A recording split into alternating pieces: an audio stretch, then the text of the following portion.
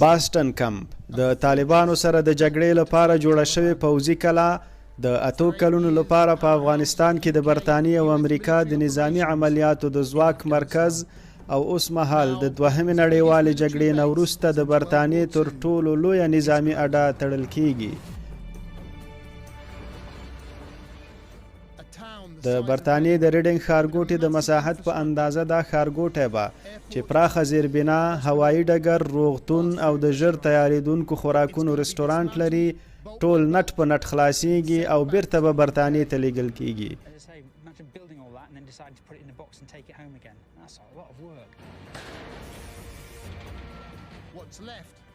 څه چې پاتې شي هغه به افغانانو ته سپارل کیږي.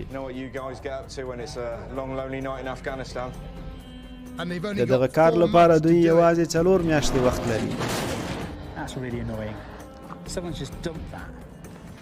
هره اونۍ د 300 سرتیرو په وتلو سره به ټول نظامی تجهیزات ایستل کیږي او د اډې د دفاع چارې به وروستي سړي ته پاتې شي.